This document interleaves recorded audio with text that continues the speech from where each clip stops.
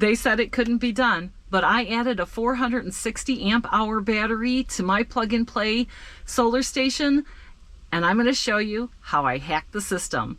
Hello and welcome to AdVanture number 9. I'm Michelle and I travel in my 2017 self-built Promaster I named number 9. I'm going to show you today from the battery below my feet to the power station how I hooked this up, and it's simple and easy and you can do it too. Thank you all for watching this video. This is my Inergy Flex 1500 plug-and-play system. I've had it for about 4 years and it has worked flawlessly for me. I bought it with two 100 amp hour batteries, and after running into a couple situations where I ran out of power, I decided to snap a couple of more batteries on it, but the company took a military contract and are out of production, so I needed to get creative. And if I was going to go big with power, I wanted to make sure power would never, ever be an issue for me again. For about $1,000, I bought this 12 volt, 460 amp hour battery from Temgot. It was a nerve-wracking but simple install. The Promaster has a 180 amp alternator, so I ran a power cable from the battery to the breaker and then into the Victron DC to DC charger. This charger doesn't really do anything but protect my Promaster's battery. From the posts on the Temgot, I have installed two cigarette lighter plugs, which I run my fridge and my ceiling vents, and I can also passively charge my Flex 1500 via its cigarette plug charging cable. Okay, so here's my work table for today's project, and what I'm going to do is I'm going to install this Renogy battery to battery charger from my van battery up to my new house battery, and I got a 40 amp on this so that it will charge it a little bit faster. My alternator is 180 amps, so I'm going to be well under that. The Renogy, when you turn off the van, will stop trying to charge the battery from the van, so I'm never going to have a dead battery. Then I have 6 wire here, so it's nice and thick. From the wire, I'm going to put on these lugs so that it'll fit onto my van battery, and it's going to go to this circuit interrupter. And so if I don't want it to charge my house battery, I can just go ahead and hit that. Okay, and then the other things I'm going to be needing for this project will be, I have some wire loom, so those will go through the wire loom. I have some grommets in case I need grommets. In order to put on these battery cable lugs, I'm going to need a crimper and a cutter. So I bought this, it's an 8-inch. Because I'm using the 6 gauge wire, the other crimpers that you can get are, I think they start at like 10 gauge or 12 gauge. So I needed to buy this tool. I also have some, these are like to go around here so that it secures that. I've got some electrical tape. I've got some zip ties, and really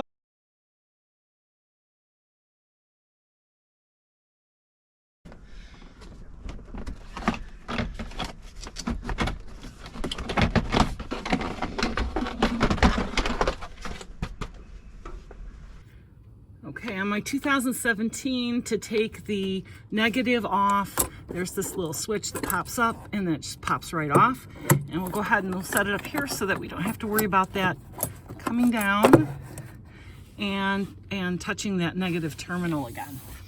Then the next thing we're gonna do is we're gonna pull this cover off, because this is the positive, or this is the juice coming in. So little tabs here, and that just pops up, and we're just going to move that away. It's the main power going to the van, and I'm going to use this terminal right here.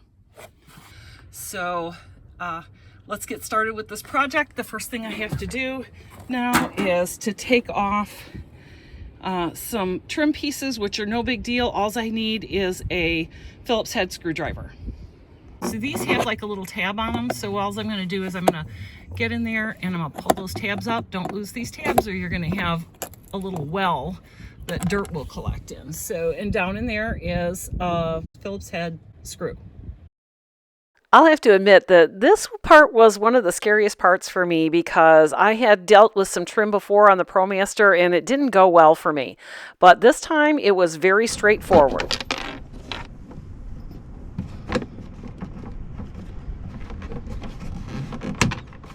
Uh-oh. Is there more screws back there? Ah, there's more screws on the inside. I've got to go inside now and take off some more screws. On the back of the driver's seat, there is another 2 screws that need to come off so this trim piece can come off. Okay, so you pop out. What do you do? Oh, okay, come out kind of funky. This piece has got to come off too because there's one more screw under there that I can't get to.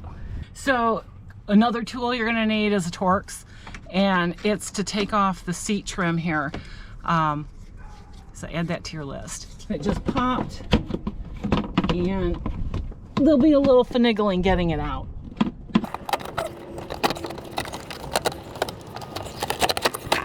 We got this one last screw that's under the emergency brake.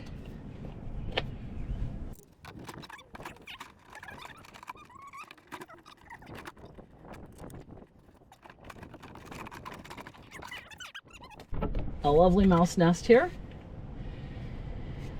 And so that's what it looks like. Let's get this out. First off, puke. Insulation.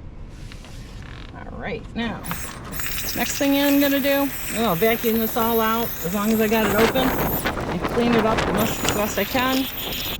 Looks like somebody left some clips here behind. I'm gonna throw these over here so I don't get confused. Okay. It is a cold one today. I think it's in the 40s and it's cloudy and it's, oh, windy. Woo-hoo. So I'm gonna open this up. I got 10 feet of each black and red, positive and negative. But I am only gonna go just like 1 foot behind the driver's seat. That's how come I only needed 10 feet. I probably got away with 5, but I'll tell you what, I don't want to be short on wire because I don't want to have to go back and get some more. And I ordered this on Amazon. Almost all of my supplies I ordered on Amazon. Okay. So the first thing I'm gonna need to do is put one of those lugs on here. So this lug is a 3/8 inch diameter lug.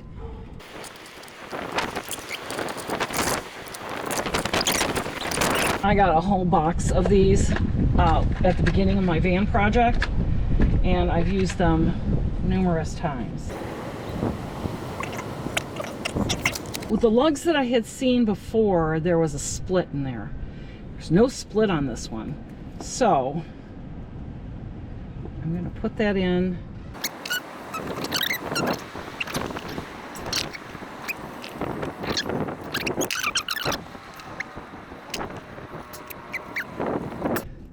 Oh, that did it!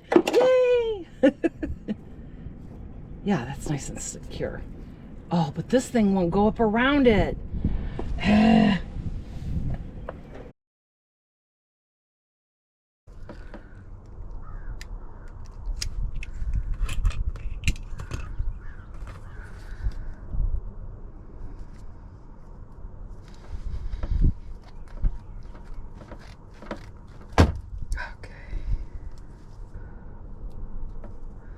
Okay, these things you really got to smash down.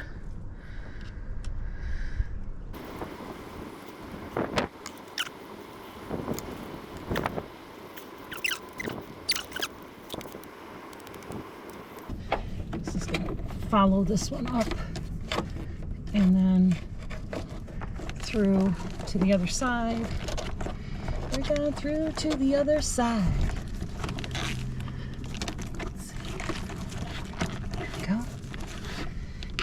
comes out on this other side, and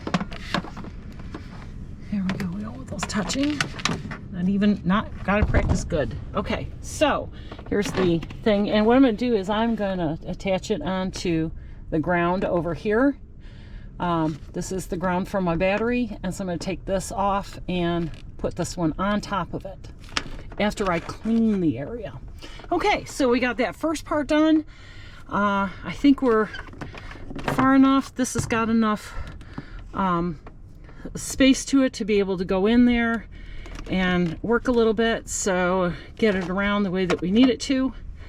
And so now I'm going to get my zip ties out, and I'm going to put some stuff, I'm going to secure that here so that I can get it to go back. And there's my battery back there. There is a little foam thing right here, but there's also a little hole where some other wires have gone through. So I'm going to go ahead and try and just put those through there. I think I can get it through. Positive and my negative over there, they came in through here. There's a little gap there under that it's not, it's touching, but it's not squishing any of the wires. And then I brought it down here, and then hold it up there, hold it up there, hold it up there, and then went back through this. There's just a little gap there where other wires are going through, so I'm going to go ahead and put that right in there. I don't know if I'm even going to use the loom until I get to the back.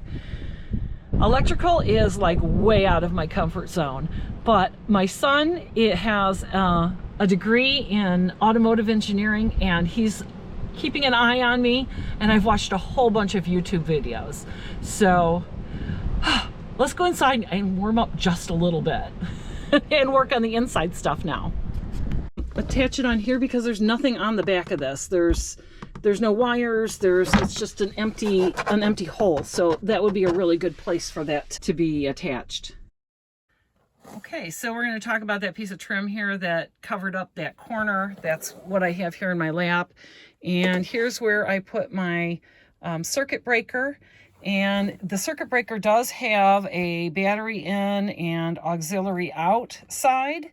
Okay, so here is where we've got it now, and we've got the negative coming from the battery, positive coming from the battery. Positive goes through this cutoff switch, and then it goes into my DC to DC charger. And here is the positive for it. That is going to be, turn the light a little bit. Here's the positive for it that will go onto the terminal of this battery at the other end. So now I just need to do the same thing with the negative. I need to bring it up here, bring it out this way, and then it is ready to hook up. And then it will be done. And I cannot be happier. I miscounted how many battery cable lugs that I needed, so I had to run to Rural King and get a few. It slowed me down a little bit, but we're back on track now. Almost done.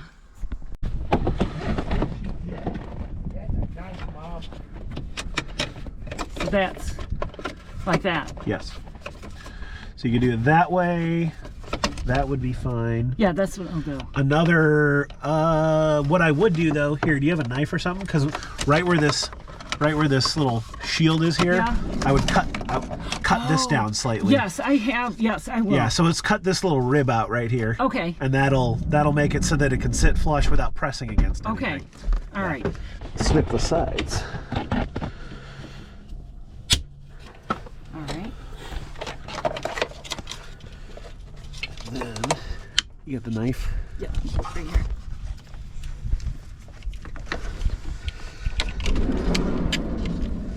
Careful with that door staying open, because it's so windy. It's been moving on my door. I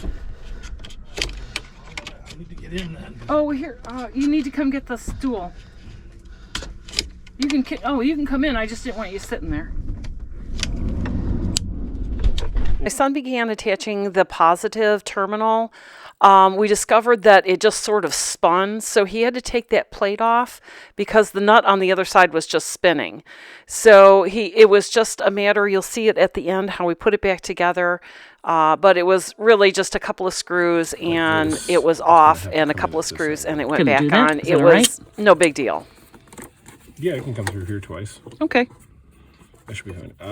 To do that though, I'd rather feed it under this though the first time, so that way there's less wires on top. And that way it's not rubbing into itself as much.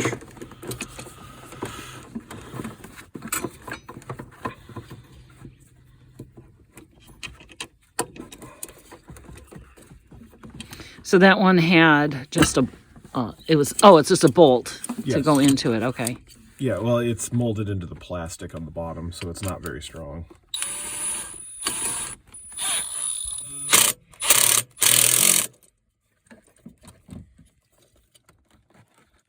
And that's not the right size socket. Is that why we're having trouble? Yeah. Okay. That's tight. It doesn't matter. We're good. All right. Oh, that can kind of slide down beside the battery. Is that all right? Yeah, okay. That's perfect. Okay. Excellent. That's a good idea.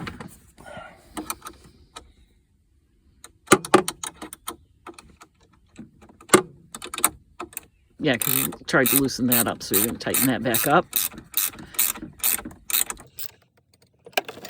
Okay. And then this thing. Yeah. I don't know what purpose that serves. It seems like a redundant thing. Here, we'll put this random piece of plastic in here. Yeah. Screw it down to the battery. Make sure you have threads in your battery for this. Sorry, can't. Your battery threads are stripped down. Can't put it in. Do you know where your vent tube is on this battery? Nope. It's right here. Okay. Always make sure that's connected when you're down in here. What does that mean? Oh, That tube? the tube? That's a vent tube. It vents the toxic gases under the car instead of... So what about the one I'm just putting in? What do you mean? It's not lead acid. Oh, that's okay. So that's for lead acid. This is a lead acid battery, so you have to have a vent. Okay. So we're live now. Yay! No, you're not the negative already. Okay. Oh, that's right, yeah. Yeah, this whole thing could still short out and kill us all. Don't worry.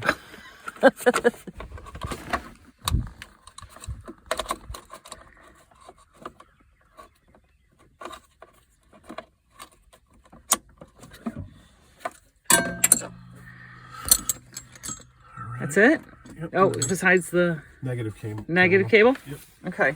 I am interrupting this installation video. It is now mid-September, and my Renogy DC to DC charger has charged my Temgot battery 3 times, and it failed.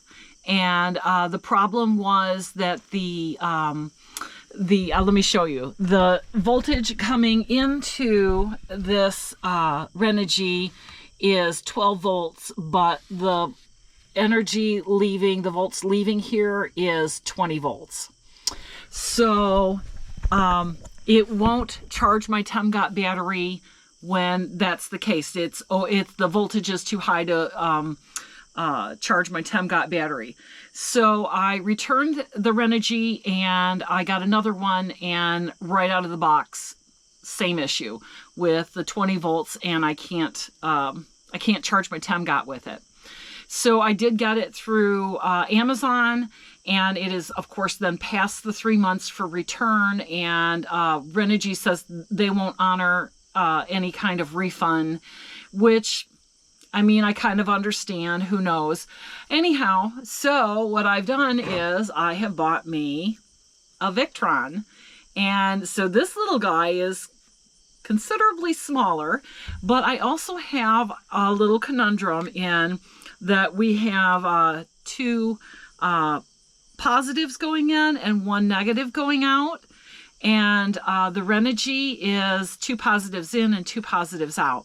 So I have called Orion, and in this scenario, they told me that I can ground my Temgot battery directly to my chassis. They said it works like a big bus bar, and then I should be good to go. So this little guy is considerably smaller, as you can see, and it is for 12 volt and 50 amp. If you don't know, the Promaster alternator puts out 180 volts, and I don't want to take up too much of that 180 volts, but I do want my Temgot battery to charge as fast as it can in a safe manner for both my vehicle and the battery. So let's get into the quick installation of this. You've already seen how I've tapped into my battery. And so let's get into the quick installation of this. I just need to take out the old Renogy and install the new one. And then I'm going to let you know how it works. So that'll go in there. So I'm going to go ahead and I'm just going to kind of melt that. Okay, so the first thing we need to do is we need to take off this little plate. I unscrewed it. It's nice the screws don't come out, so that's really cool. And then we are faced here with our in power, out power, and our ground. So we're going to go ahead and we're going to loosen those up.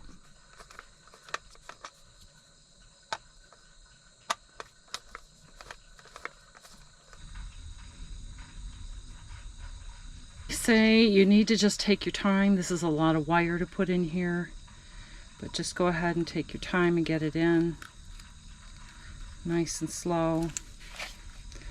You don't want to fray out those ends at all.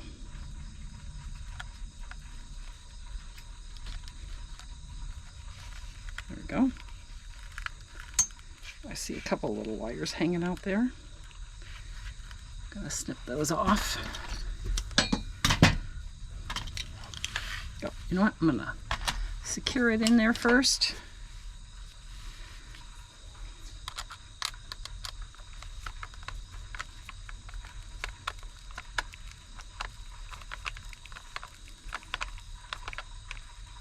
Okay, now I've got a couple little wires hanging out here.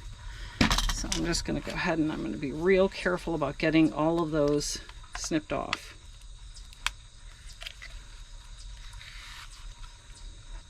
All right, and I just wanted to show you like the difference between the Orion and the Renogy. And this Renogy is a 40 amp and this is a 50 amp. And it does have heat things, and this did get pretty warm. It only worked about 3 times for me, but this did get really warm when it was running. Okay, so I had to get some more wire. It's not cheap. I think this is like, yeah, 25 feet. I got it at the farm store, and it cost me $27.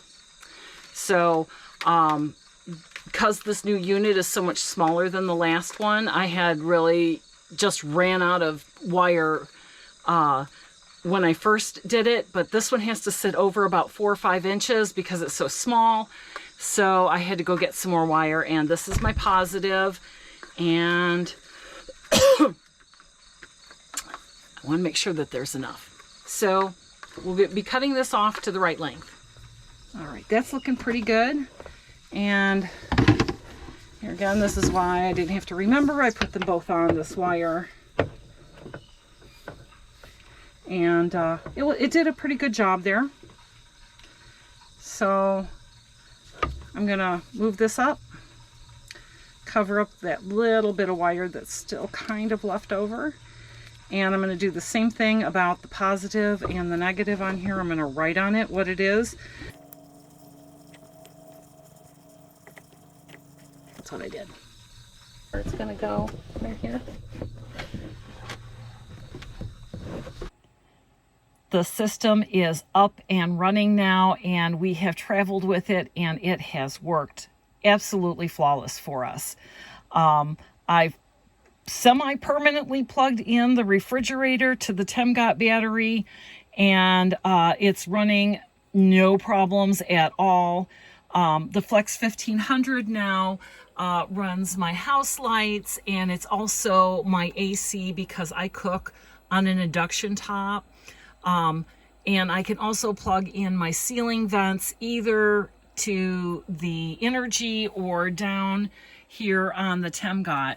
I wanted to just direct you over to, here is the power coming in from the battery below the driver's seat, and the red wire is going back to the DC to DC charger. And I know I had that little bit of grounding issue with, I had just the one ground wire, and So I kind of solved that by, I'm using this D-ring, made a really good ground. The whole van is basically a bus bar. So we didn't have to worry about if we could get a good ground, we could use it. And I want to show you just a quick view of the wires over here. And this is the power. And you see the power cables going in. They're the big ones. The little ones are the cigarette lighters, the 2 cigarette lighters that I have added to the system. And this is where the fridge is like permanently running off of the Temgot there. And I also have, this is the other one, I have been running a couple of USB ports so I can do some charging there. Super easy. Want them in, just plug them in and we're ready to go on that. So all in all, this has been an amazing project. I have enjoyed it. I have learned so much from it. And I'm getting less and less scared about electrical. And when you do it in this really easy manner, it just worked out really well for me. Thank you all for watching this video of my installation of my 460 amp hour battery. Everybody have a wonderful day.